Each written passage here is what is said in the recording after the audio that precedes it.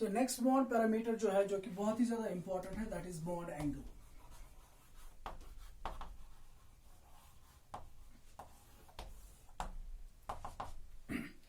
सो bond angle का मतलब क्या है? What is the definition of bond angle? We say bond angle is the angle between any two adjacent bonds, angle between any two adjacent bonds in a polyatomic molecule.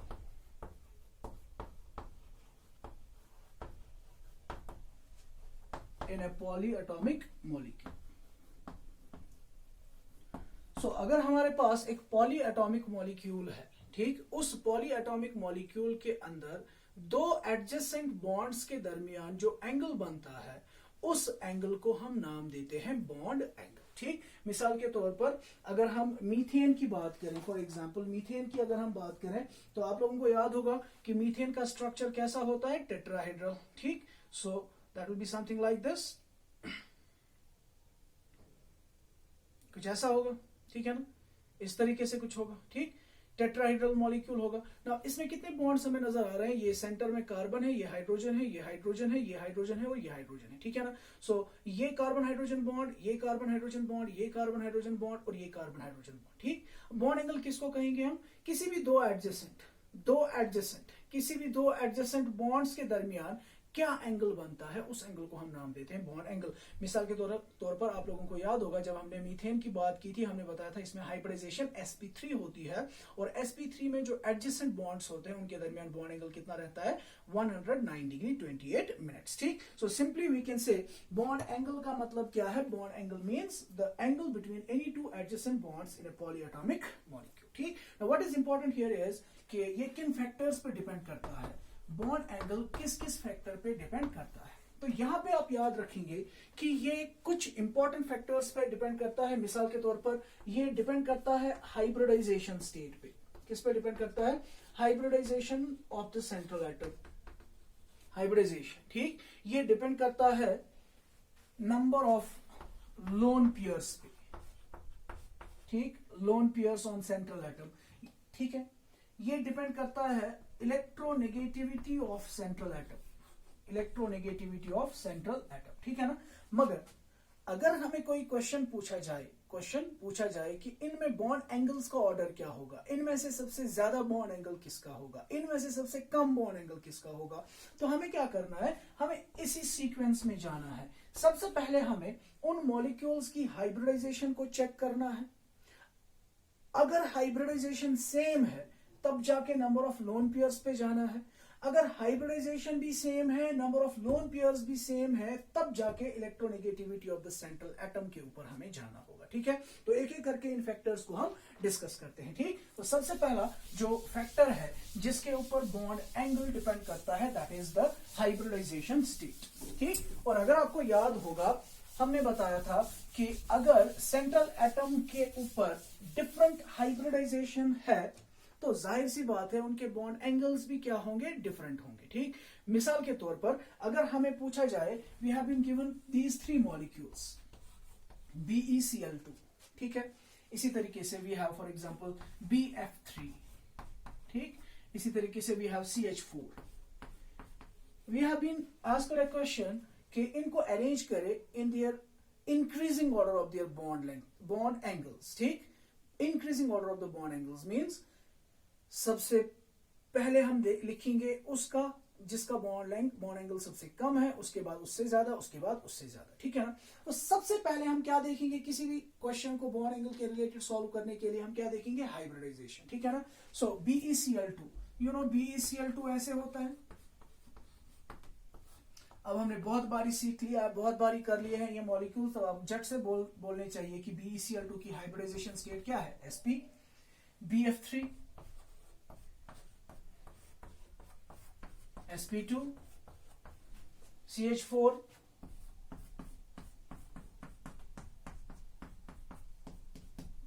sp3। ठीक है। Now when you know the hybridization state, you already know their bond angles। ठीक, तो sp में bond angle कितना होता है? 180 degree. sp2 में bond angle कितना होता है 120 डिग्री और sp3 में कितना होता है 109 डिग्री 28 मिनट्स। ठीक, तो सिंपली डिस्टिंग्विश हो गया कि किसका बॉन्ड लेंथ बॉन्ड एंगल कम है, किसका बॉन्ड एंगल ज्यादा है। तो increasing order of bond angles का जो ऑर्डर होगा दैट विल बी CH4 का सबसे कम, उससे ज्यादा BF3, उससे ज्यादा BeCl2। तो सबसे पहले हम क्या चेक करेंगे, सबसे पहले हम हमेशा चेक करेंगे हाइब्रिडाइजेशन स्टेट। ठीक है ना। इसी तरीके से अगर मैं आपसे क्वेश्चन दे दूं, कोई क्वेश्चन दे दूं, ठीक, for example CO2 CO3 2 minus CO2, ठीक, CO3 2 minus and for example you have been given SO4 2 minus SO4 2 minus. ठीक, आपको इनके बॉन्ड लेंथ्स का, इनके बॉन्ड एंगल्स का ऑर्डर बताना है। ठीक है, तो कैसे करेंगे हम, शाबाश, जरा खुद चेक करें, आप ट्राई करें।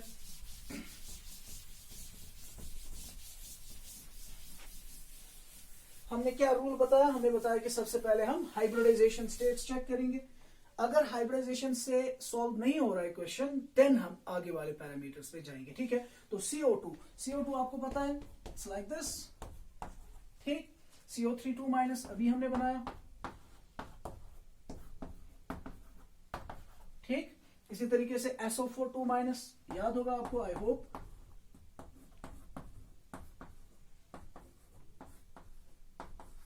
Like this. ठीक है, तो इसकी हाइब्रिडाइजेशन स्टेट क्या है, sp, इसकी sp2, इसकी sp3। ठीक, तो मसला हल हो गया। इसका बॉन्ड लेंथ, बॉन्ड एंगल 180, इसका होगा अराउंड 120, इसका होगा अराउंड 109 डिग्री 28 मिनट्स। ठीक है, तो इनके बॉन्ड एंगल्स का ऑर्डर क्या होगा, सही ऑर्डर होगा CO2 का ज्यादा CO3 2 माइनस से, CO3 2 माइनस का ज्यादा SO4 2 माइनस से। ठीक है, गिवन XeF2, ठीक, XeO3, ठीक है, XeF2 और XeO3 एंड XeF4 इनका बताना हो, इनके बॉन्ड ऑर्डर्स, इनके बॉन्ड एंगल्स को बताना हो। ठीक है ना, तो कैसे करेंगे आप, XeF2 जीनॉन के पास कितने इलेक्ट्रॉन्स, 8 इलेक्ट्रॉन्स। 8 इलेक्ट्रॉन्स में से ये कितने यूज करेगा, 2 यूज करेगा। ठीक, 2 यूज करेगा, फ्लोरीन और fluorine, 1 and 2। How many are left, कितने बचे, शाबाश, बचे कितने, बचे इसमें 6। सो एक लोन पेयर, दूसरा लोन पेयर, तीसरा lone pair. What is the steric number, 1 2 3 4 5। Hybridisation क्या होगी, sp3d। ठीक है, और बॉन्ड एंगल क्या रहेगा, यू नो sp3d में जब फॉर्मूला क्या बनेगा, इसका फॉर्मूला बनेगा ना AB2L3।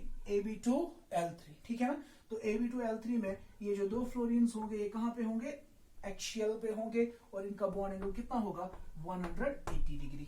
ठीक, XeO3 का करें, शाबाश। XeO3 में जीनॉन है, जीनॉन के पास 8 इलेक्ट्रॉन्स है, 3 ऑक्सीजन है, मतलब 6 यूज होंगे।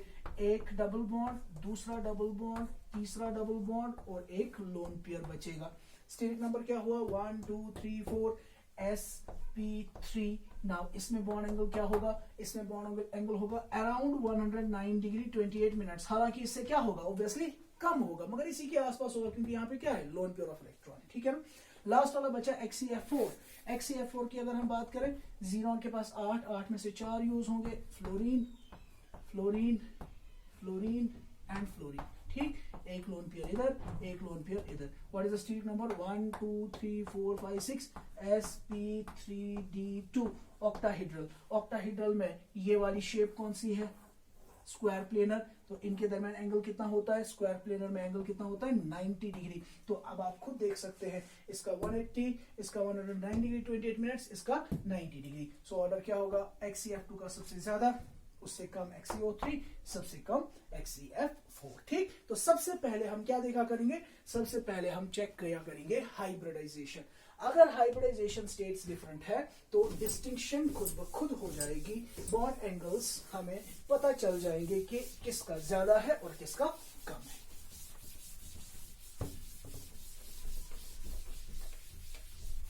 अब अगर ऐसे मॉलिक्यूल्स दिए गए हैं जिन मॉलिक्यूल्स में बॉन्ड एंगल जिन मॉलिक्यूल्स में हाइब्रिडाइजेशन स्टेट सेम है, ठीक है ना।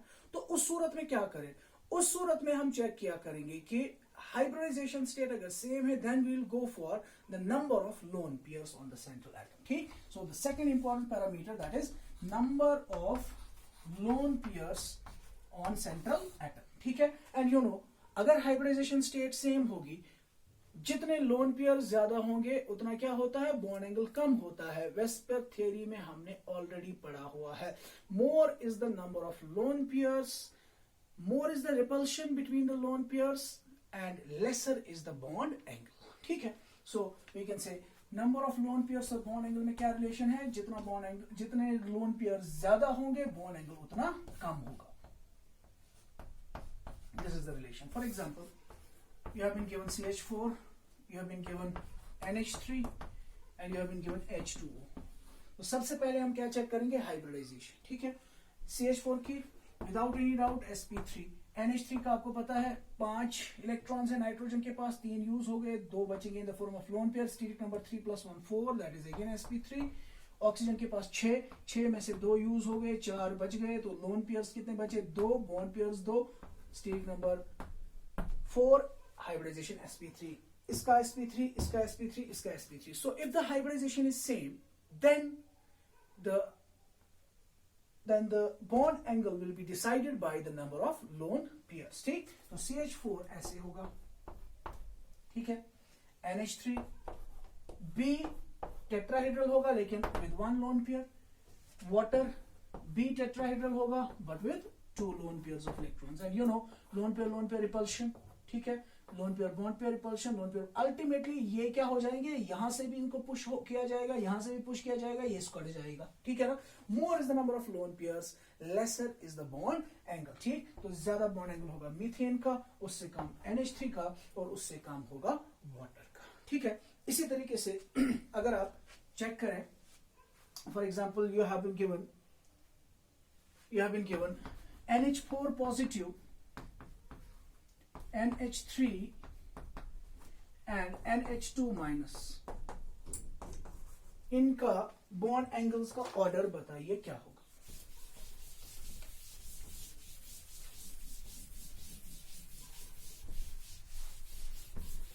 शाबाश जी। क्या करेंगे हम, पहले चेक करेंगे इनकी हाइब्रिडाइजेशन स्टेट, ठीक। तो अगर हम NH4 पॉजिटिव की बात करें, याद होगा आपको हमने इसका स्ट्रक्चर बनाया है, नाइट्रोजन 5 इलेक्ट्रॉन्स है, एक हाइड्रोजन के साथ, दूसरा दूसरे हाइड्रोजन के साथ, तीसरा तीसरे हाइड्रोजन के साथ। अब H पॉजिटिव का मतलब है यहाँ पे H पॉजिटिव होगा, तो ये जो इलेक्ट्रॉन पेयर इसके ऊपर बचता है ये इसको कोऑर्डिनेट बॉन्ड बनाएगा हाइड्रोजन के साथ, ठीक। What is the steric number, 1 2 3 4, sp3। What about NH3, अभी हमने बनाया H H H lone pair, sp3। Now what about NH2 minus, NH2 minus में क्या होगा, नाइट्रोजन के पास कितने इलेक्ट्रॉन्स है, 5, एक हाइड्रोजन के साथ, दूसरा दूसरे हाइड्रोजन के साथ, बचे कितने, 3 इलेक्ट्रॉन्स, एक लोन पेयर, ठीक, और एक इलेक्ट्रॉन बचा, और साथ में माइनस चार्ज, माइनस का हमने क्या बताया था, एक्स्ट्रा इलेक्ट्रॉन, दैट मीन्स एक तो अपना, दूसरा नेगेटिव चार्ज का एक और माइनस, दैट मीन्स वो एक और लोन पेयर होगा, ठीक है, along with the minus charge, ठीक। Now what is the steric number, 1 2 3 4, again the hybridization is sp3 sp3 sp3 sp3। if the hybridization is same then bond angles will be decided by the number of lone pairs। NH4 में कोई lone pair नहीं, NH3 में एक lone pair, NH2 minus में एक और 2 lone pairs, ठीक। सो NH4 positive, इसका बॉन्ड एंगल सबसे ज्यादा होगा, उसके बाद NH3 सबसे कम बॉन्ड एंगल होगा NH2 माइनस में, ठीक है। सो हमने याद रखा कि अगर हमारे पास मॉलिक्यूल्स है तो सबसे पहले हाइब्रिडाइजेशन स्टेट को चेक किया जाएगा। अगर हाइब्रिडाइजेशन स्टेट डिफरेंट है तो ऑटोमेटिकली पता चल जाएगा, लेकिन अगर सेम है तो हम उसके बाद देखेंगे number of loan pair of electrons. Next factor, अब कुछ मॉलिक्यूल्स अगर ऐसे दिए गए होंगे जिनमें हाइब्रिडाइजेशन स्टेट भी सेम है, नंबर ऑफ लोन पेयर्स भी सेम है, ठीक है ना, तो वहां पे बॉन्ड एंगल्स को कैसे पता किया जाएगा, वहां पे हम एक और फैक्टर देखेंगे, that factor is called as the electronegativity of central atom, electronegativity of central atom, ठीक, इलेक्ट्रोनेगेटिविटी ऑफ सेंट्रल एटम। ठीक है, तो याद रखेंगे हम, जितना electronegativity of the central atom ज्यादा होता है उतना बॉन्ड एंगल भी ज्यादा होता है। ठीक, so you remember the relation, electronegativity of the central atom जितना ज्यादा होगा बॉन्ड एंगल उतना ज्यादा होगा। इसको हम समझाएंगे with help of an example. For example we have NH3, we have PH3, we have ASH3, we have SBH3 and we have BiH3।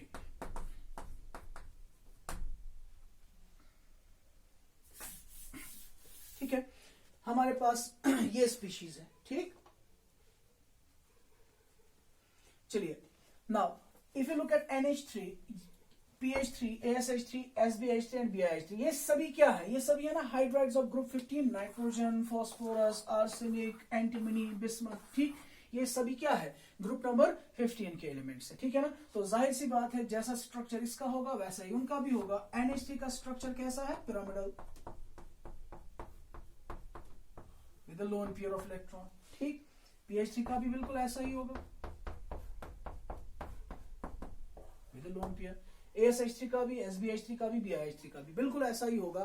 ठीक है ना, तो सबों की हाइब्रिडाइजेशन स्टेट क्या होगी? सेम होगी। ठीक है, सबों में number of loan pair of electrons भी क्या होंगे? सेम होंगे। अब इनके बॉन्ड एंगल्स भी क्या होने चाहिए? सेम होने चाहिए। ठीक है ना, मगर जब हम इनके बॉन्ड एंगल चेक करते हैं वहां पे हम ये देखते हैं कि जिसका सेंट्रल एटम ज्यादा इलेक्ट्रोनेगेटिव है उसका बॉन्ड एंगल सबसे ज्यादा है। मतलब the order has been found to be NH3 का ज्यादा, उससे कम PH3, उससे कम ASH3, उससे कम SBH3, उससे कम BiH3। ठीक, नाउ द थिंग इज ये ऐसा क्यों होता है? देखिए, तो यहां पे हम लॉजिकली समझने की कोशिश करेंगे। फॉर एग्जाम्पल, ये NH3 मॉलिक्यूल है, ये PH3 है। ठीक, नाउ ये NH3 जो है इसका स्ट्रक्चर कैसे होगा? You remember that it has a tetrahedral geometry like this but A pyramidal shape. तो ऐसे है ना स्ट्रक्चर। नाउ अगर आप देखें इस मॉलिक्यूल में, अगर आप देखें कि जो ये दो एडजेसेंट बॉन्ड्स है, ये बॉन्ड या ये दो बॉन्ड्स या ये दो बॉन्ड्स, ठीक है ना, आप देख सकते हैं कि ये क्या हो रहे हैं। ये जब हम सेंट्रल एटम से दूर दूर जाते हैं तो बॉन्ड्स क्या हो रहे हैं? दूर दूर हो रहे हैं। और जितना हम सेंट्रल एटम की तरफ आ रहे हैं बॉन्ड्स भी क्या आ रहे हैं? नजदीक नजदीक आ रहे हैं। जरा देखिए, यहाँ पे डिस्टेंस इतनी, यहाँ पे उससे कम, यहाँ पे उससे कम, यहाँ पे उससे कम। ठीक है ना, so that means they are like this. जितना आप सेंट्रल एटम से दूर जा रहे हो, जितना सेंट्रल एटम से दूर जा रहे हो बॉन्ड्स भी दूर दूर जा रहे हैं। ठीक है, और जितना सेंट्रल एटम के नजदीक आ रहे हो तो बॉन्ड्स भी नजदीक आ रहे हैं। ठीक, now if you look at this one, NH bond, ये किससे बना है? नाइट्रोजन ने एक इलेक्ट्रॉन दिया है, हाइड्रोजन ने। बच्चों के नाइट्रोजन इज मोर इलेक्ट्रोनेगेटिव। इसमें जो इलेक्ट्रॉन पेयर होगी वो ज्यादा किसकी तरफ होगी? नाइट्रोजन की तरफ। सिमिलरली इस बॉन्ड में भी नाइट्रोजन की तरफ होगी और इस बॉन्ड में भी नाइट्रोजन की तरफ होगी। ठीक है, अगर हम PH3 बॉन्ड की बात करें, यहां पे फास्फोरस चूंकि इलेक्ट्रोनेगेटिव एलिमेंट नहीं है तो इलेक्ट्रॉन पेयर जो है वो फास्फोरस की तरफ होने के बजाय किधर होगी? That will B drifted away from the phosphorus.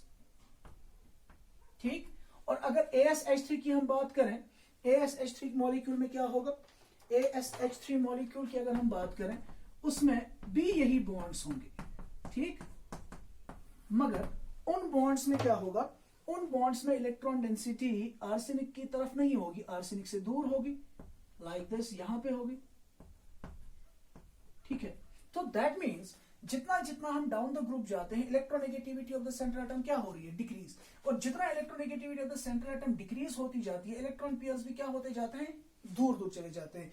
यहां पे इतना नजदीक थे, ठीक, यहां पे दूरी बढ़ रही है, यहां पे और दूरी बढ़ रही है। ठीक है, और जितना इनमें दूरी बढ़ेगी, जितना इनमें दूरी बढ़ेगी बॉन्ड पेयर और बॉन्ड पेयर के दरमियान रिपल्शन क्या होगी? कम। ठीक है ना, और जितना बॉन्ड पेयर रिपल्शन कम होगी उतना बॉन्ड एंगल क्या होगा? उतना बॉन्ड एंगल भी कम होगा। आई होप कि आप लोगों ने अंडरस्टैंड कर लिया। यहां पे बॉन्ड बॉन्ड्स नजदीक है तो इनके ऊपर रिपल्शन ज्यादा होगी। ये क्या करेगा, ये इसको और इसको पुश करेगा, ये एक दूसरे को क्या करेंगे, एक्सपैंड करने की कोशिश करेंगे। ठीक, यहाँ पे ये इलेक्ट्रॉन पेयर्स क्या जा रहे हैं, दूर, तो उतना उनके ऊपर पुश नहीं होगा। तो जब उतना पुश नहीं होगा तो ये एंगल्स उतना दूर दूर नहीं जाएंगे। यहाँ पे और दूर हो रहे हैं तो उतना ज्यादा रिपल्शन नहीं होगा। लेस रिपल्शन होने की वजह से क्या होगा, बॉन्ड एंगल भी कम होगा। तो ओवरऑल कंक्लूजन इस पूरे का ये निकला कि जितना electronegativity of the central atom ज्यादा होगा, बॉन्ड पेयर्स उतना नजदीक होंगे, उतना उनमें रिपल्शंस होंगे, वो एक दूसरे को पुश करेंगे, बॉन्ड एंगल ज्यादा होगा। ठीक है, इसी तरीके से for example if we have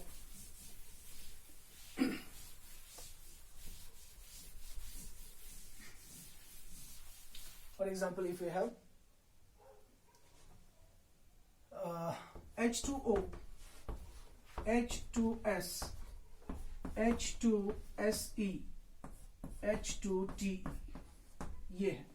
ठीक, hydrides of group 16, oxygen, sulphur, selenium, tellurium. ठीक है, नाउ अब यहां पे भी हमें क्या देखना है, सेंट्रल एटम। ठीक है, पहली बात तो ये हाइब्रिडाइजेशन सबों की क्या होगी, sp3, इसकी भी sp3, इसकी भी sp3, इसकी भी sp3। Number of lone pairs भी सबों के ऊपर क्या होंगे, सेम होंगे। तो ना तो हाइब्रिडाइजेशन से पता चलेगा, ना नंबर ऑफ लोन पेयर से पता चलेगा। तो हम जाएंगे to the electronegativity of the central atom. More is the electronegativity of the central atom, more is the bond angle. ठीक, सो दैट मींस H2O का बॉन्ड एंगल ज्यादा होगा, H2S से उसका कम होगा, H2SE का उससे कम होगा, और H2Te का उससे कम होगा। ठीक, इसी तरीके से for example if we are given NCl3, PCl3, ASCl3, SbCl3, chlorides of group 16, what will be the order? यहाँ पे आप देख सकते हैं साइड एटम सबों में सेम है, हाइब्रिडाइजेशन भी सेम होगी, नंबर ऑफ लोन पेयर्स भी सेम होंगे। मोर is the electronegativity of the central atom, more will be the bond angle. ठीक, अब यहाँ पे एक बहुत ही इंपॉर्टेंट चीज हम डिस्कस करने जा रहे हैं, that is called as Drago's rule. Drago's rule, देखिए ड्रैगोज रूल क्या कहता है। ठीक, हमने अभी इससे पहले क्या बताया, इनके बॉन्ड एंगल्स का ऑर्डर ऐसे होगा। ठीक, तो अमोनिया की 107 डिग्रीज, अमोनिया का बॉन्ड एंगल कितना होता है, 107 डिग्री। ठीक है, PH3 का बॉन्ड एंगल कितना होता है, PH3 का बॉन्ड एंगल होता है 93 से लेके 94 डिग्रीज। ठीक, इसका बॉन्ड एंगल होता है 92 डिग्रीज, इसका बॉन्ड एंगल होता है 91 डिग्री, और इसका 90 डिग्री। ठीक है, तो आप देख सकते हैं कि बॉन्ड एंगल क्या हो रहा है, डिक्रीज। इस वाले केस की अगर हम बात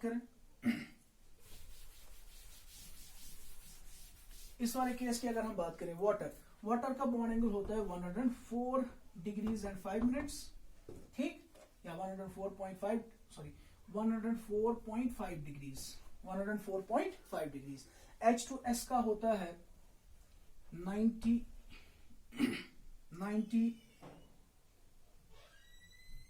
डिग्रीज। ठीक, इसका होता है 91 डिग्री, और इसका होता है 90 डिग्री एंगल। ठीक है, तो ड्रैगोज रूल क्या कहता है, ड्रैगोज रूल कहता है कि जो एलिमेंट्स ऑफ ग्रुप थर्ड है, elements of group third, this one sulphur is the element, sorry group third, period third मैं लिखवा रहा हूं।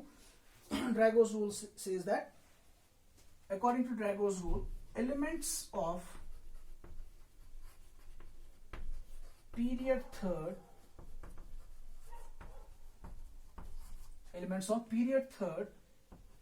and below पीरियड थर्ड के एलिमेंट्स और उनसे नीचे वाले जो एलिमेंट्स हैं, ठीक, below, do not undergo hybridisation when bonded to less electronegative elements,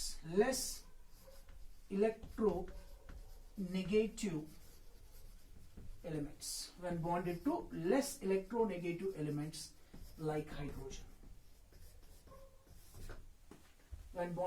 less electronegative elements like hydrogen, देखिए अगर आप देखें nitrogen, this is nitrogen then you have phosphorus, then you have arsenic, then you have antimony, ठीक, then you have bismuth, इसी तरीके से oxygen, sulphur, selenium, tellurium, polonium, ठीक है. You know this is period number second element. These are third, fourth, fifth, sixth and so on. So period number third और उससे नीचे, period number third और उससे नीचे वाले elements जो पीरियड नंबर थर्ड और उससे नीचे वाले जो एलिमेंट्स हैं वो हाइब्रिडाइजेशन में पार्टिसिपेट नहीं करते हैं. कब नहीं करते हैं? when they are bonded to less electronegative elements. जब वो less electronegative elements के साथ bonded होते हैं like हाइड्रोजन, ठीक है ना. मिसाल के तौर पर अगर आप देखें PH3, इसमें फॉस्फोरस किसके साथ लिंक्ड है? हाइड्रोजन के साथ, आर्सेनिक हाइड्रोजन के साथ, ठीक है ना. इसी तरीके से ये वाला ग्रुप, ठीक. तो ये वाले एलिमेंट्स, ये वाले कंपाउंड्स, ये जिनको मैं हाईलाइट कर रहा हूं, these compounds according to Drago's rule, इन कंपाउंड्स के अंदर हाइब्रिडाइजेशन होती ही नहीं है. इन कंपाउंड्स के अंदर हाइब्रिडाइजेशन होती ही नहीं है, ठीक है ना.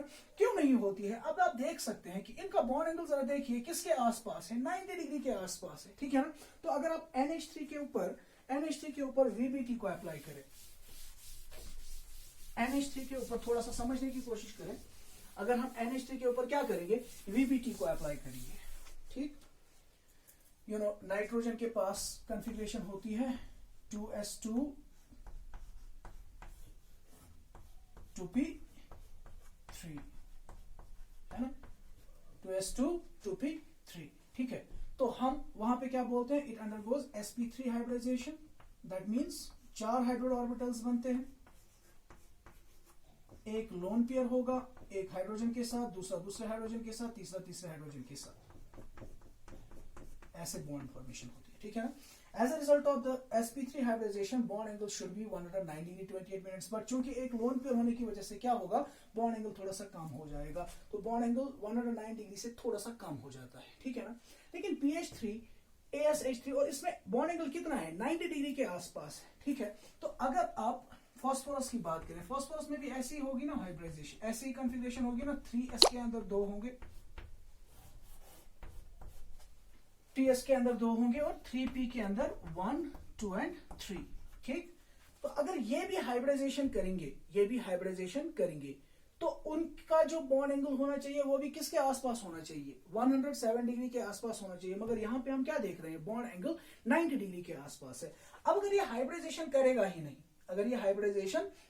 नहीं, दैट मीन्स ये ऑर्बिटल्स हाइब्रिडाइजेशन में पार्टिसिपेट नहीं कर रहे हैं, ठीक है ना. तो इसका मतलब ये हुआ ना कि ये डायरेक्टली बॉन्ड बनाएगा, ये भी डायरेक्टली बॉन्ड बनाएगा, ये भी डायरेक्टली बॉन्ड बनाएगा 3 हाइड्रोजन्स के साथ. जाहिर सी बात है, अगर हाइब्रिडाइजेशन नहीं हो रही है तो ये 3 ऑर्बिटल्स डायरेक्टली बॉन्ड फॉर्मेशन में हिस्सा लेंगे. अब अगर आप px, py और pz की बात करेंगे, इनके दरमियान एंगल कितना होता है? 90 डिग्री, ठीक है ना. और 90 डिग्री एंगल होने की वजह से तो जब ये बॉन्ड्स भी बनाएंगे हाइड्रोजन के साथ, इनके बॉन्ड एंगल्स भी क्या होंगे? 90 डिग्री के आसपास ही होंगे, ठीक है ना. ऐसे मॉलिक्यूल्स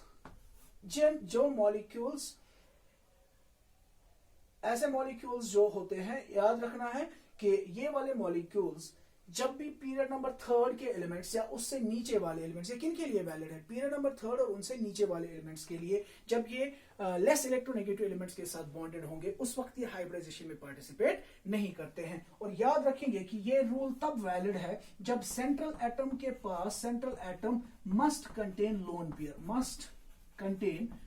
ऑफ इलेक्ट्रॉन्स, ठीक है ना. ड्रैगोस रूल कब वैलिड है? जब सेंट्रल एटम के ऊपर क्या होंगे? Lone pair. तो यू नो फॉस्फोरस के पास भी एक लोन पेयर होगा, H2S के पास 2 है, यहाँ पे आर्सेनिक के पास भी 1 होगा, सेलेनियम के पास 2 होंगे, ठीक है ना. तो जब भी पीरियड नंबर थर्ड या उससे नीचे वाले एलिमेंट्स हाइड्रोजन के साथ लिंक्ड होंगे और सेंट्रल एटम के पास लोन पेयर ऑफ इलेक्ट्रॉन्स होंगे, तब वो मॉलिक्यूल्स हाइब्रिडाइजेशन में हिस्सा नहीं लेते हैं. उन मॉलिक्यूल्स को हम ड्रैगो मॉलिक्यूल्स कहते हैं और उस रूल को हम ड्रैगोज रूल के नाम से याद रखते हैं, ठीक है ना. सो हमने अब यहाँ पे ये चीज सीख ली कि सबसे पहले हम देखेंगे हाइब्रिडाइजेशन स्टेट, उसके बाद हम देखेंगे नंबर ऑफ लोन पेयर्स. अगर ये दोनों सेम है then only we will go for the electronegativity of the central atom. वहां पे भी हमने याद रखा अगर central atom period number third या पीरियड नंबर थर्ड से नीचे हैं और वो लेस इलेक्ट्रोनेगेटिव एटम्स के साथ बॉन्डेड है तो वो हाइब्रिडाइजेशन में हिस्सा नहीं लेते हैं, provided the central atom must contain a lone pair, then only Drago's rule is valid. So last एक फैक्टर जिसके ऊपर बॉन्ड एंगल डिपेंड करता है वो है टर्मिनल एटम्स। ठीक, तो अभी तक हमने 3 फैक्टर्स डिस्कस किए, जैसे कि हमने बताया हाइब्रिडाइजेशन। अगर हाइब्रिडाइजेशन से पता चलता है हाइब्रिडाइजेशन डिफरेंट है मॉलिक्यूल्स की तो उससे भी पता चल जाएगा बॉन्ड एंगल्स का ऑर्डर क्या होगा। सिमिलरली अगर हाइब्रिडाइजेशन सेम है तो हम नंबर ऑफ लोन पेयर्स पे जाएंगे, जिसपे जितना ज्यादा नंबर ऑफ लोन पेयर्स होगा उसका बॉन्ड एंगल उतना कम होगा। ठीक, और उसके बाद हमने बताया था अगर हाइब्रिडाइजेशन भी सेम है, नंबर ऑफ लोन पेयर्स भी सेम है, then we go for the electronegativity of the central atom. ठीक, और electronegativity of the central atom जितना ज्यादा होगा उतना बॉन्ड एंगल जो है वो भी ज्यादा होता है। ठीक है, अब अगर कुछ मॉलिक्यूल्स ऐसे दिए गए हो जिन मॉलिक्यूल्स में हाइब्रिडाइजेशन भी सेम है और नंबर ऑफ लोन पेयर्स भी सेम है और सेंट्रल एटम भी सेम है, ठीक, तो उनके केस में जो बॉन्ड एंगल होगा वो डिसाइड होगा on the basis of terminal atom. ठीक है, तो टर्मिनल एटम्स के 2 इंपॉर्टेंट चीजों के ऊपर डिपेंड करेगा bond angle, and that will decide कि उनके बॉन्ड एंगल्स का ऑर्डर क्या होगा। ठीक, तो वो 2 चीजें क्या है, number 1 that is the electronegativity of the terminal atom and number 2 that is the size of the terminal atom. ठीक, तो electronegativity of the terminal atom and size of the electronegative atom पे भी बॉन्ड एंगल डिपेंड करेगा, लेकिन ये तब depend करेगा जब मॉलिक्यूल्स की hybridization, number of lone pairs और सेंट्रल एटम सभी क्या होंगे, सेम होंगे। ठीक, now you will remember that the relation between the bond angle and electronegativity of the central atom and the size of the electronegativity of the terminal atom and the size of the terminal atom is like this, that bond angle is directly proportional to the size of terminal atom, and it is inversely proportional to the electronegativity of the terminal atom। ठीक, सो size पे भी depend करेगा और electronegativity पे भी depend करेगा। Size पे directly depend करेगा और इलेक्ट्रोनेगेटिविटी पे इनडायरेक्टली वो डिपेंड करेगा। ठीक, मिसाल के तौर पर अगर फॉर एग्जांपल हम if we give an example, for example we have these molecules, we have NF3, ठीक, NF3 है, then we have NCl3, then we have NBr3 and then we have Ni3। ठीक, तो जब भी टर्मिनल एटम्स के बारे में हमें देखना होगा, we must be seeing both the factors size as well as electronegativity. ठीक है ना, तो अगर आप देखें इसमें सेंट्रल एटम सबों में सेम है नाइट्रोजन। ठीक, सभी मॉलिक्यूल्स ने 3-3 बॉन्ड्स बनाए हैं। ठीक है, और अगर आप देखें हर एक मॉलिक्यूल में सेंट्रल एटम के ऊपर क्या बचा होगा, लोन पेयर ऑफ इलेक्ट्रॉन्स। ठीक है, तो इन सबों का स्टीरिक नंबर क्या आएगा, 3 + 1 4, दैट मींस हर एक की हाइब्रिडाइजेशन स्टेट क्या होगी, sp3 sp3 sp3 and sp3। ठीक, सो हाइब्रिडाइजेशन सबों की सेम है, उसके बाद number of loan pair of electrons भी सेम है, सेंट्रल एटम भी सबों के अंदर सेम है। ठीक है ना, अब डिसाइड किया जाएगा bond angle on the basis of size of the terminal atom and electronegativity of the terminal atom. ठीक है, तो अगर हम सबसे पहले देखें इलेक्ट्रोनेगेटिविटी देखें। ठीक है, तो अगर हम देखें लेफ्ट टू राइट जब हम जा रहे हैं, fluorine, chlorine, bromine, iodine, electronegativity का क्या हो रहा है, डिक्रीज हो रहा है। ठीक, सो NCl3 से Ni3 की तरफ जब मैं जाता हूं, इलेक्ट्रोनेगेटिविटी क्या हो रही है, टर्मिनल एटम की डिक्रीज हो रही है। As a result of that bond angle क्या होगा, बॉन्ड एंगल इंक्रीज हो जाएगा, बॉन्ड एंगल विल इंक्रीज। ठीक, इसी तरीके से अगर हम साइज के हिसाब से जाएं, size of the terminal atoms क्या हो रहा है, लेफ्ट टू राइट, यहां से लेके वहां तक it increases. Fluorine, chlorine, bromine, iodine, you know, इनका साइज क्या हो रहा है, इंक्रीज। तो अगर साइज इंक्रीज होगा, बॉन्ड एंगल भी क्या होगा, बॉन्ड एंगल भी इंक्रीज हो जाएगा। दैट मीन्स जब मैं इन मॉलिक्यूल्स की तरफ देख रहा हूं, इनमें इलेक्ट्रोनेगेटिविटी भी बता रहा है बॉन्ड एंगल इंक्रीज होगा, और साइज भी बता रहा है कि बॉन्ड एंगल क्या होगा, डिक्रीज होगा। ठीक, सो इंक्रीज होगा। So what should be the overall order क्या होगा, NF3 जो है इसका बॉन्ड एंगल सबसे कम होगा, उससे बड़ा होगा NCl3, उससे बड़ा NBr3, उससे बड़ा Ni3, ठीक है। और ये वाला फैक्टर तभी वैलिड होगा, इलेक्ट्रोनेगेटिविटी और साइज वाला फैक्टर तभी वैलिड होगा जब सेंट्रल एटम के ऊपर एटलीस्ट क्या होगा, एक lone pair of electron. Otherwise ये फैक्टर इफेक्टिव नहीं रहेंगे बॉन्ड एंगल को डिसाइड करने के लिए। क्लियर होगी बात, ठीक है। तो फिर से बता रहे हैं, अगर हाइब्रिडाइजेशन भी सेम है, नंबर ऑफ लोन पेयर्स भी सेम है, electronegativity of the central atom भी सेम है, then we can decide the bond angle on the basis of size of the terminal atom and electronegativity of the terminal atom. दोनों को देखना है, ठीक है। जैसे फॉर एग्जांपल इस सेट ऑफ मॉलिक्यूल्स में हमने देखा दोनों इलेक्ट्रोनेगेटिविटी और साइज एक ही रिजल्ट दे रहे हैं कि बॉन्ड एंगल इंक्रीज होना चाहिए, ठीक। मगर जरूरी नहीं है कि हमेशा ऐसा ही हो, ठीक है। कभी इलेक्ट्रोनेगेटिविटी और साइज में क्या हो सकता है, उनमें डिसएग्रीमेंट हो सकता है। साइज के हिसाब से जब आप देखेंगे तो वो इंक्रीज होना चाहिए, इलेक्ट्रोनेगेटिविटी के हिसाब से अगर आप देखेंगे तो डिक्रीज होना चाहिए, ठीक। उस सूरत में हम क्या करें, ठीक है ना। मिसाल के तौर पर इसको फर्दर एक्सप्लेन करने के लिए let's take an example. For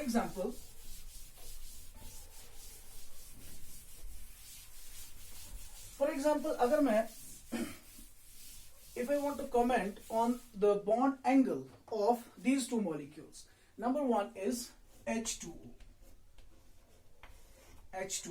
ठीक है, and number second is OCl2, ठीक। मुझे बताना है इनके बॉन्ड एंगल्स का ऑर्डर क्या होगा, ठीक। तो सबसे पहले हम क्या देखेंगे, hybridization. Now if you look at oxygen, इसके पास 6 इलेक्ट्रॉन्स है, 2 यूज हुए तो 4 इलेक्ट्रॉन्स होंगे present in the form of lone pairs. What is the steric number, 1 2 3 4। Hybridization we already know is sp3। Now what about this OCl2 molecule, oxygen के पास 6 electrons है, एक क्लोरीन के साथ, दूसरा दूसरे क्लोरीन के साथ, बचे वहां पे कितने, 4 electrons in the form of 2 lone pairs. Again the steric number is 4, the hybridisation is sp3, ठीक। तो इसमें सेंट्रल एटम कौन है, ऑक्सीजन, इसमें भी सेंट्रल एटम कौन है, oxygen. Number of lone pairs क्या है, सेम, यहां पे भी वही है, ठीक है ना। सो दैट मींस ना तो हाइब्रिडाइजेशन से डिसाइड होगा, ना नंबर ऑफ लोन पेयर्स से डिसाइड होगा, और ना ही सेंट्रल एटम से डिसाइड होगा। अब किसके ऊपर डिपेंड करेगा, electronegativity of the side atoms and the size of the side atoms और टर्मिनल एटम्स, ठीक है। तो सबसे पहले अगर मैं इनके टर्मिनल एटम्स, यहाँ पे टर्मिनल एटम कौन है, हाइड्रोजन, यहाँ पे टर्मिनल एटम कौन है, क्लोरीन, ठीक। तो अगर मैं देखूं इलेक्ट्रोनेगेटिविटी बात समझ रहे हैं आप, ठीक। इलेक्ट्रोनेगेटिविटी का ऑर्डर अगर हम देखें, हाइड्रोजन की इलेक्ट्रोनेगेटिविटी कम है, क्लोरीन की इलेक्ट्रोनेगेटिविटी ज्यादा है, ठीक। हाइड्रोजन की इलेक्ट्रोनेगेटिविटी कम, क्लोरीन की इलेक्ट्रोनेगेटिविटी ज्यादा, ठीक। तो क्या कहता है फैक्टर, जिसकी इलेक्ट्रोनेगेटिविटी क्या होगी, ज्यादा होगी, उसका बॉन्ड एंगल क्या होना चाहिए, कम, ठीक है। तो दैट मींस इलेक्ट्रोनेगेटिविटी किसकी ज्यादा है, Cl2 की, Cl की, ठीक है ना। So that means according to electronegativity concept, OCl2 का बॉन्ड एंगल क्या होना चाहिए, कम, किससे, H2O से। Are you getting this? I hope कि आप लोगों को समझ आ रहा है कि इलेक्ट्रोनेगेटिविटी के हिसाब से अगर मैं देखूं, टर्मिनल एटम क्लोरीन है, टर्मिनल एटम हाइड्रोजन है, क्लोरीन की इलेक्ट्रोनेगेटिविटी ज्यादा है तो बॉन्ड एंगल क्या होना चाहिए, कम, ठीक है। और अगर हम साइज के हिसाब से देखें, यू नो हाइड्रोजन सबसे छोटा एटम होता है, ठीक है ना। तो साइज के हिसाब से अगर मैं देखूं, हाइड्रोजन का साइज कम है और क्लोरीन का साइज ज्यादा है, जिसका साइज ज्यादा होगा उसका बॉन्ड एंगल ज्यादा होगा। तो that means on the basis of size अगर मैं लिखूं, on the basis of size order क्या होगा, H2O का बॉन्ड एंगल होना चाहिए कम और OCl2 का बॉन्ड एंगल होना चाहिए ज्यादा, ठीक है। तो इलेक्ट्रोनेगेटिविटी के हिसाब से जब मैं देख रहा हूं, OCl2 का कम होना चाहिए, साइज के हिसाब से जब मैं देख रहा हूं तो OCl2 का क्या होना चाहिए, ज्यादा होना चाहिए। तो यहां पे कंट्राडिक्शन होगी। अब इस सूरत में हम क्या करें, यू विल रिमेंबर ऑलवेज कि जब भी साइज और इलेक्ट्रोनेगेटिविटी कंट्राडिक्ट करेंगे, हम हमेशा साइज के हिसाब से, साइज विल डिसाइड, ठीक है ना। सो हम साइज के हिसाब से क्या देंगे, ऑर्डर देंगे, ठीक। साइज विल डोमिनेट, ठीक है। तो साइज के हिसाब से जो ऑर्डर होगा वही इसका बॉन्ड एंगल का सही ऑर्डर होगा। तो दैट मीन्स साइज के हिसाब से ऑर्डर क्या मिल रहा है, वाटर का कम, OCl2 का ज्यादा। तो दैट मीन्स अगर हमें H2O और OCl2 में बॉन्ड एंगल्स का ऑर्डर बताना होगा, विल से OCl2 का बॉन्ड एंगल H2O के मुकाबले में ज्यादा होगा, ठीक। बट यहां पे आप नोट लिखेंगे, याद रखेंगे, whenever there is fluorine, whenever fluorine is terminal atom, अगर कोई भी मॉलिक्यूल ऐसा है जिसमें फ्लोरीन टर्मिनल एटम है और आपको उनके बॉन्ड एंगल्स का ऑर्डर बताना होगा, ठीक। फ्लोरीन जब भी टर्मिनल एटम होगा, याद रखेंगे आप हमेशा, वहां पे जो डोमिनेटिंग फैक्टर होगा, the dominating factor will be electronegativity. Dominating factor कौन सा होगा? इलेक्ट्रोनेगेटिविटी होगी, ठीक। सो अगर किसी भी मॉलिक्यूल्स में हमें टर्मिनल एटम के बेसिस पे बताना है order of the bond angles क्या होगा, साइज सबसे बेहतर है, ठीक है ना। और अगर उन मॉलिक्यूल्स में किसी मॉलिक्यूल के अंदर फ्लोरीन एक्ट कर रहा है एज टर्मिनल एटम, फ्लोरीन का ऑर्डर डिसाइड होगा on the basis of electronegativity, ठीक है। इलेक्ट्रोनेगेटिविटी के बेसिस पे उसका डिसाइड होगा, बाकियों का डिसाइड होगा on the basis of size, ठीक। फॉर एग्जाम्पल अगर हम इसको एक्सप्लेन करें, फॉर एग्जाम्पल अब अगर हमारे पास ये मॉलिक्यूल है OF2 and OCl2, OF2 and OCl2, OF2 है और OCl2 है, ठीक है ना। अगेन अगर आप देखें OF2 में 2 लोन पेयर्स होंगे, OCl2 में भी 2 लोन पेयर्स होंगे, हाइब्रिडाइजेशन भी सेम होगी, नंबर ऑफ लोन पेयर्स भी सेम है, सेंट्रल एटम भी सेम है, ठीक है। तो अगर हम यहां पे देखें on the basis of electronegativity concept, ठीक, इलेक्ट्रोनेगेटिविटी क्या कहता है? More is the electronegativity, lesser is the bond angle. तो इन दोनों में से इलेक्ट्रोनेगेटिविटी के हिसाब से ज्यादा इलेक्ट्रोनेगेटिविटी किसकी है? फ्लोरीन की, तो इसका बॉन्ड एंगल क्या होगा? कम। On that basis the order should be OF2 is less, has lesser bond angle than OCl2, ठीक है। और अगर साइज के बेसिस पे देखें, साइज के बेसिस पे देखें, साइज के बेसिस पे हम देखें तो क्या होगा? साइज के बेसिस पे भी अगर हम देखें तो इन फ्लोरीन और क्लोरीन में साइज किसका ज्यादा है? फ्लोरीन और क्लोरीन में क्लोरीन का साइज ज्यादा है, तो क्लोरीन का साइज अगर ज्यादा है तो बॉन्ड एंगल क्लोरीन के मॉलिक्यूल में ही ज्यादा होगा, तो साइज के हिसाब से भी ऑर्डर यही होगा, OF2 greater than less than OCl, ठीक है ना।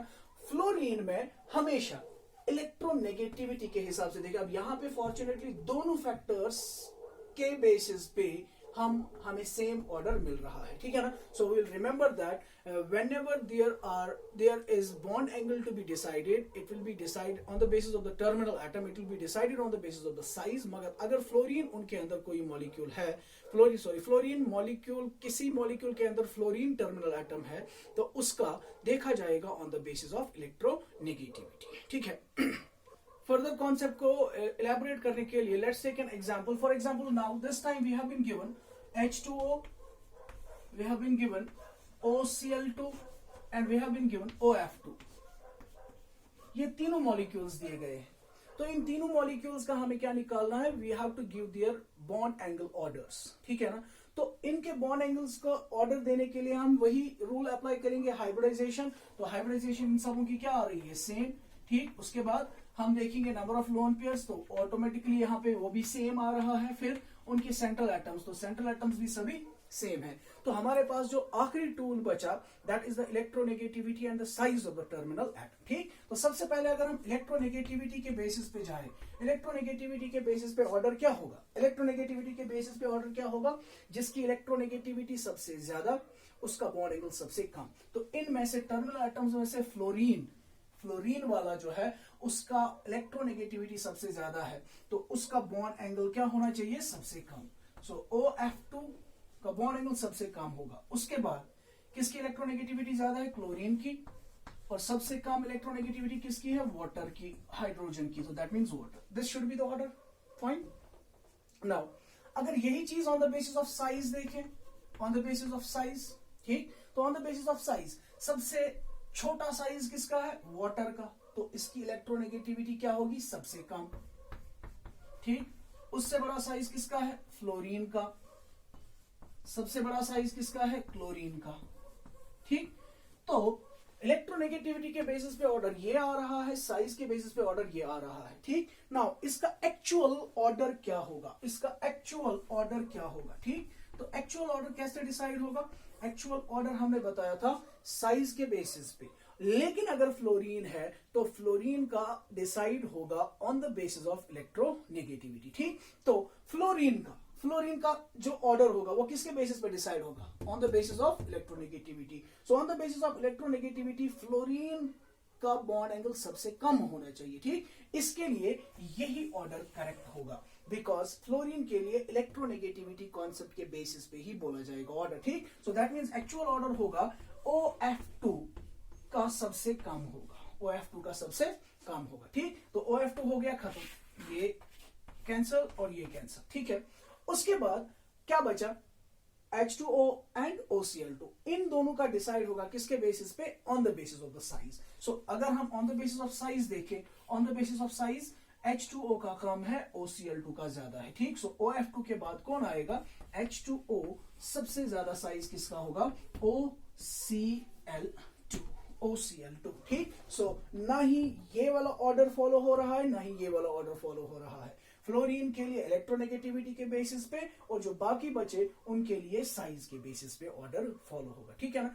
इस तरीके से हमारा टॉपिक बॉन्ड एंगल कंप्लीट हो गया, ठीक है। Now we'll move to another important bond parameter, that is what we call as bond energy, ठीक।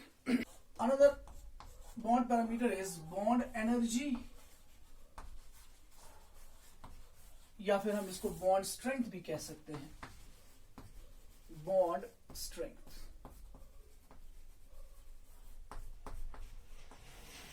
VBT में भी हमने इसको एक्सप्लेन किया था कि बॉन्ड एनर्जी का मतलब क्या होता है, ठीक। तो अगर आपको याद होगा, हमने वहां पे बताया था जब भी दो एटम्स के दरमियान बॉन्ड बनता है, वहां पे बॉन्ड तभी बनेगा जब दो एटम्स के दरमियान फोर्स ऑफ अट्रैक्शन बढ़ जाएगा as compare to the uncombined state, ठीक है।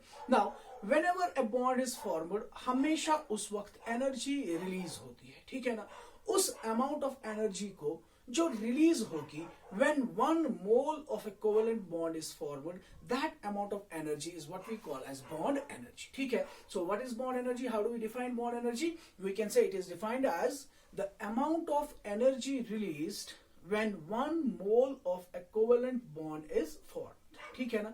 So जब भी 1 mole of a covalent bond form होगा, उस वक्त कितनी एनर्जी रिलीज होगी, उसको हम नाम देते हैं बॉन्ड एनर्जी, ठीक है। नाउ जाहिर सी बात है, जितना एटम्स के दरमियान फोर्स ऑफ अट्रैक्शन ज्यादा होगा, उतनी एनर्जी ज्यादा रिलीज होगी, ठीक। सो दैट मीन्स वो बॉन्ड जो होगा वो उतना मजबूत होगा, ठीक है ना। उस बॉन्ड को ब्रेक करने के लिए उतनी ही ज्यादा एनर्जी रिलीज होगी, ठीक। So in other way round we can also define bond energy as the amount of energy required to break 1 mole of a covalent bond, ठीक। जाहिर सी बात है, जितनी energy 1 mole of covalent bond बनने के वक्त रिलीज होगी, ऑब्वियसली मुझे उस बॉन्ड को ब्रेक करने के लिए भी उतना ही अमाउंट ऑफ एनर्जी देना पड़ेगा, ठीक है ना। So bond energy can be defined either as the amount of energy released when 1 mole of a covalent bond is formed or amount of energy required to break 1 mole of a covalent bond, ठीक। इसीलिए हम इस bond energy का एक और नाम भी देते हैं, we can also call it as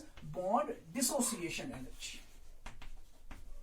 bond dissociation energy, ठीक है। Now ये बॉन्ड डिसोसिएशन एनर्जी किस किस फैक्टर पे डिपेंड करता है, वो हमारे लिए इंपॉर्टेंट है, ठीक है। So will discuss the factors affecting bond dissociation energy, ठीक। सबसे पहला इंपॉर्टेंट फैक्टर जो होगा, that important factor is what we call as the bond order, bond order. पहले भी हम बता चुके हैं, बॉन्ड ऑर्डर का मतलब होता है दो एटम्स के दरमियान कितने बॉन्ड्स है, ठीक। सिंपल सी बात है, जितने ज्यादा बॉन्ड्स दो एटम्स के दरमियान होंगे, उतना फोर्स ऑफ अट्रैक्शन ज्यादा होगा और उतनी अमाउंट ऑफ एनर्जी वो बॉन्ड बनने के वक्त ज्यादा रिलीज हो जाएगी, ठीक है ना। As a result of that we can simply say bond order is directly proportional to bond energy. Bond order जितना ज्यादा होगा, उतनी बॉन्ड एनर्जी ज्यादा रिलीज होगी, ठीक। मिसाल के तौर पर if you are given for example we have H2 molecule, we have for example we have H2, then we have O2, ठीक। इसी तरीके से we have N2 molecule, H2 O2 and N2 molecule, ठीक। H2 O2 और N2 molecule, इनमें हमें बताना है कि बॉन्ड एनर्जी किसकी ज्यादा होगी। सो वी नो हाइड्रोजन में क्या होता है, सिंगल बॉन्ड, ऑक्सीजन में होता है डबल बॉन्ड, नाइट्रोजन में होता है ट्रिपल बॉन्ड, ठीक।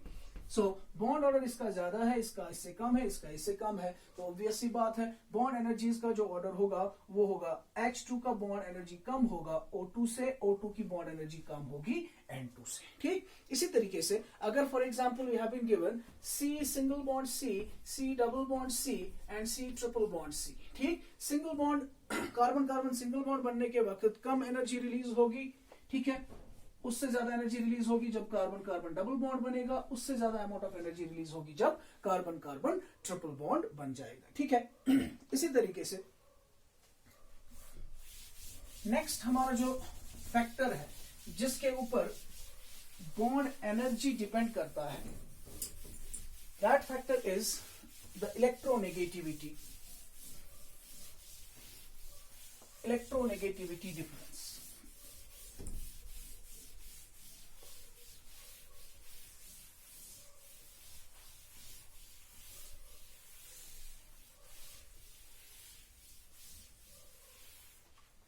इलेक्ट्रोनेगेटिविटी डिफरेंस,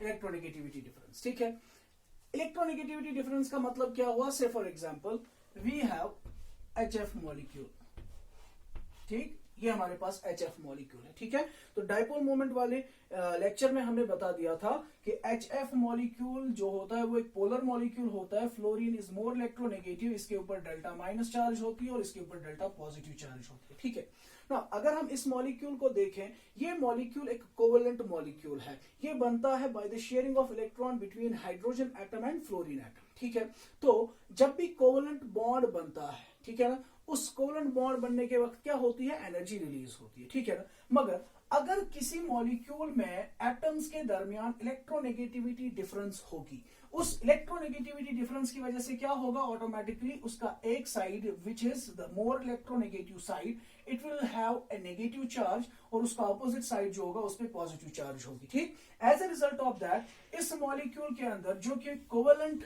मॉलिक्यूल था, उस कोवेलेंट मॉलिक्यूल में एक तो कोवेलेंट बॉन्ड की वजह से जो फोर्स ऑफ अट्रैक्शन था वो होगा, अब एट द सेम टाइम इस पे नेगेटिव और इस पे पॉजिटिव, तो ये नेगेटिव और ये पॉजिटिव आपस में क्या करेंगे?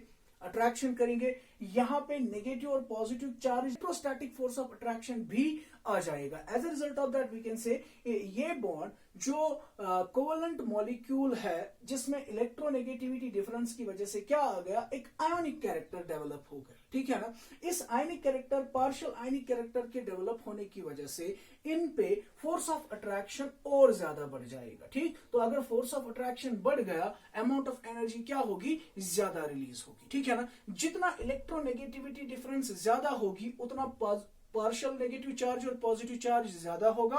As a result of that उतना फोर्स ऑफ अट्रैक्शन ज्यादा होगा और एनर्जी रिलीज ज्यादा होगी। ठीक, और we can simply say that electronegativity difference जितना ज्यादा होगा उतनी बॉन्ड एनर्जी भी ज्यादा होगी। ठीक, मिसाल के तौर पर we have been given for example HF, HCl, HBr and HI molecule. ठीक, हमें इन मॉलिक्यूल्स का क्या बताना है? हमें इन मॉलिक्यूल्स के लिए बताना है कि इन मॉलिक्यूल्स में बॉन्ड एनर्जीज का ऑर्डर क्या होगा। ठीक, so since we know fluorine is more electronegative, higher most electronegative element, इसमें आयनिक कैरेक्टर ज्यादा होगा, इसमें कम होगा, इसमें उससे कम होगा, इसमें उससे कम होगा। इसमें ज्यादा इलेक्ट्रोनेगेटिविटी डिफरेंस है तो ये बॉन्ड ज्यादा स्ट्रांग होगा, इसको ब्रेक करने के लिए ज्यादा एनर्जी लगेगी और वी कैन से ये बॉन्ड बनने के वक्त ज्यादा एनर्जी रिलीज होगी। ठीक है ना, एज कंपेयर टू HCl का ज्यादा होगा, एज कंपेयर टू HBr उसका ज्यादा होगा, एज कंपेयर टू HI। ठीक, so more is the electronegativity difference, stronger is the bond, more is the bond energy. ठीक है,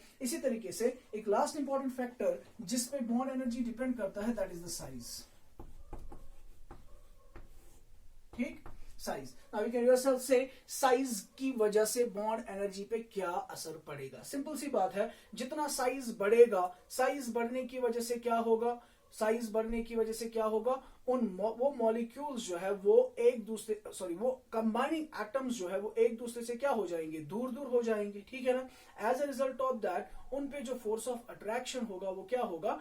कम हो जाएगा। ठीक, सो जितना साइज बढ़ेगा एटम्स के दरमियान फोर्स ऑफ अट्रैक्शन कम हो जाएगा, फोर्स ऑफ अट्रैक्शन कम होने की वजह से एनर्जी रिलीज भी क्या हो जाएगी, कम हो जाएगी, और वो बॉन्ड वीक हो जाएंगे, ठीक है ना। सो जितना साइज बढ़ेगा उतनी उतनी क्या होगी, जितना साइज बढ़ेगा उतनी बॉन्ड एनर्जी का वैल्यू कम हो जाएगा। So size is inversely proportional to bond energy. More is the size, lesser is the bond energy. For example we have F2Cl2।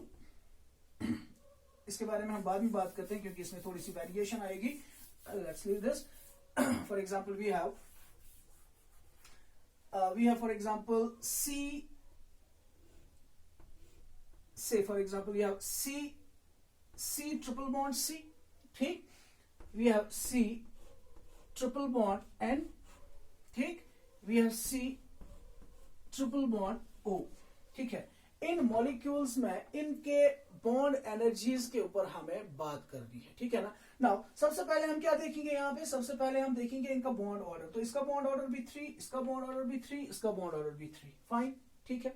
उसके बाद हम क्या देखेंगे, बॉन्ड ऑर्डर के बाद हम क्या देखेंगे कि इसमें जो एटम्स है उनका साइज का वेरिएशन क्या है। तो कार्बन सब में सेम है। नेक्स्ट वाला एटम, इसमें कार्बन है, इसमें नाइट्रोजन है, इसमें ऑक्सीजन है। वी नो कार्बन, नाइट्रोजन और ऑक्सीजन की अगर हम बात करें, कार्बन टू ऑक्सीजन जब हम जाते हैं साइज डिक्रीज हो जाता है। इसका साइज बड़ा, इसका छोटा, इसका और छोटा। More smaller is the size, more will be the bond energy, ठीक, क्योंकि इनवर्स रिलेशन है। दैट मीन्स इनका ऑर्डर क्या होगा, इनका ऑर्डर ऐसे होगा, C triple bond C, less bond energy इसके अंदर होगी as compare to C triple bond N, और इससे भी ज्यादा स्ट्रॉन्गर बॉन्ड जो होगा that will be C triple bond O, ठीक है, C triple bond O, fine, ठीक। इसी तरीके से एक और इंपॉर्टेंट एग्जाम्पल हम इसके केस में दे रहे हैं। For example we have this species, ये हमारे पास ये मॉलिक्यूल्स है, F2 है, then we have Cl2, then we have Br2, then we have I2, ठीक। तो अगर हम on the basis of size देखें, what is the expected order, expected order क्या होगा बॉन्ड एनर्जीज का, एक्सपेक्टेड ऑर्डर क्या होगा, शाबाश, expected order on the basis of size होगा। सबों में पहले बॉन्ड ऑर्डर क्या है, सेम है, fluorine fluorine single bond, chlorine chlorine single bond, bromine bromine single bond, iodine iodine single bond, ठीक है। देन साइज इसका छोटा है, इसका बड़ा है, इसका उससे बड़ा है, इसका सबसे बड़ा है, ठीक। सो जितना साइज बढ़ेगा, what will happen to the bond energies, bond energy will go on decreasing. That means we are expecting F2 molecule की बॉन्ड एनर्जी सबसे ज्यादा होगी, उससे कम होगी Cl2 की, उससे कम होगी Br2 की, और सबसे कम होगी I2 की। यही एक्सपेक्ट कर रहे हैं ना, ठीक है ना। But what is the actual order, you'll remember, यहाँ पे ध्यान दीजिएगा, बहुत ही इंपॉर्टेंट चीज है, पूछा गया है कॉम्पिटिटिव एग्जाम्स में, एक्चुअल ऑर्डर इस सीरीज का क्या है। तो आप याद रखेंगे इसका एक्चुअल ऑर्डर जो है दैट इज Cl2 की बॉन्ड एनर्जी सबसे ज्यादा, उसके बाद Br2, उसके बाद है F2, और लास्ट में है I2।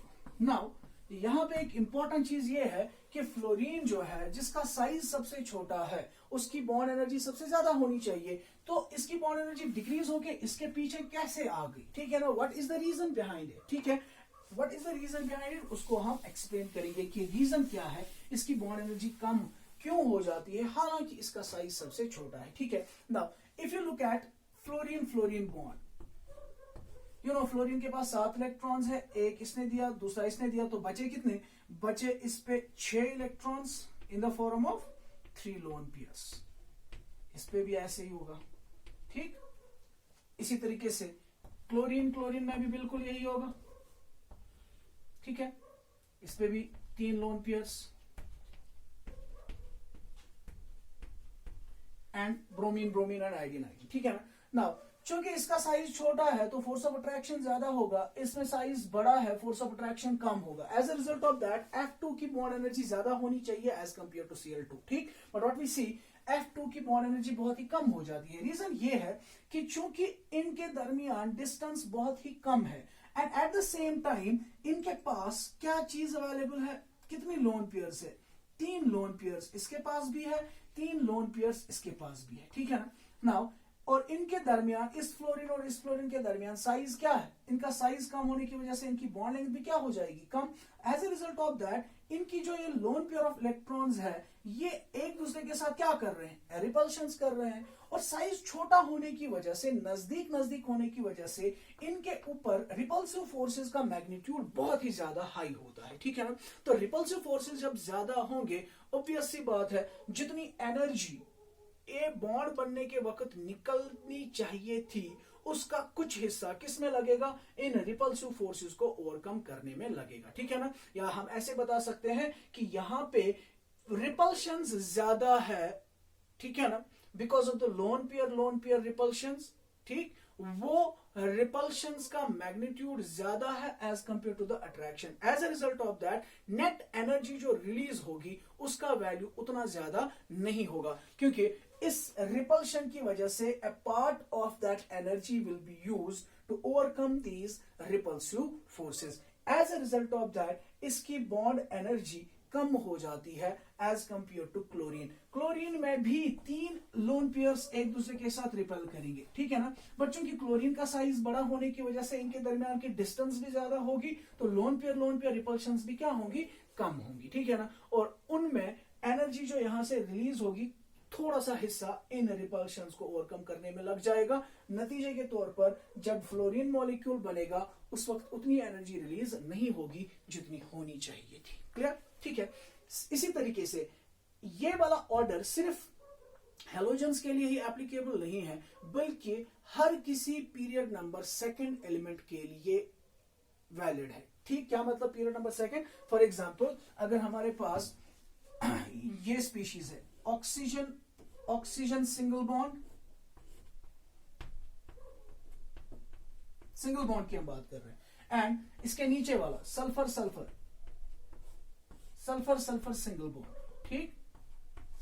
तो सल्फर का साइज बड़ा है, ऑक्सीजन का साइज छोटा है। We should expect that oxygen single bond should have more bond energy than sulfur single bond, ठीक। but because of the same reasons, because of the repulsions, more repulsive forces due to these lone pairs, इसकी bond energy कम हो जाती है as compare to sulphur bond, ठीक। सिर्फ यहां ही नहीं बल्कि अगर नाइट्रोजन सिंगल बॉन्ड की बात करें,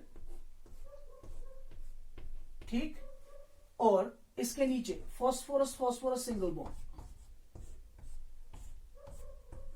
ठीक, तो उसमें भी इसका साइज छोटा है, इसका साइज बड़ा है। We are expecting this bond should be stronger than this bond, but due to the same reasons N single bond N bond will be relatively weaker than P single bond P, ठीक है ना। So these were some important factors जिनके ऊपर bond energy या bond dissociation energy depend करता है। This concludes our topic bond parameters.